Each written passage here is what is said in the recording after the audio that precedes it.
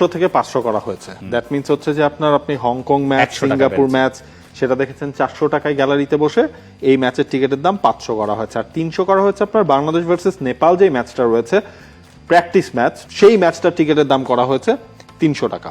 500 টাকা গ্যালারির টিকিট, সেটা অবশ্যই বাংলাদেশের পার্সপেক্টিভে একটু বেশি। আমি কিন্তু টিকিটের বড় বেশি দামে চড়া দামের ঠিক বিপরীতে অবস্থান করি, এটা আমার ব্যক্তিগত স্ট্যান্ড, এটার সঙ্গে কোনো কিছু মেলানো না। আমি বিশ্বাস করি ফুটবলের টিকিট হওয়া উচিত সস্তা এজ একটা 100 টাকা আমি ফুটবল ম্যাচ দেখার দাবি রাখি। যখন একটা জিনিসের সাপ্লাই কম থাকে আর ডিমান্ড থাকে প্রচুর, ওই জিনিসের দাম বাড়বে, আপনি ঠেকাইতে পারবেন না।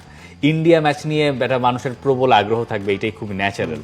তো সেইখানে আপনি আসন সংখ্যা মোটে 24,000 25,000, তাই তো 25,000 কম 21,500 এরকম। তো সেইখানে আপনি কি করবেন বলেন? মানে সেইখানে আবার এইটাও আমাদের দেখতে হবে যে আমাদের ফুটবল ফেডারেশনের এই টিকিটের টাকাগুলো পায়, এই টাকাগুলো ফুটবল ফেডারেশনের একটা অর্জন। এটা দিয়ে যদি ভালো কাজ হয় তাহলে হয়তো কন্ট্রিবিউট করলাম, কেউ হয়তো এইবার পারলাম না, তাদের জন্য অন্য একটা ব্যবস্থা করে দেওয়া।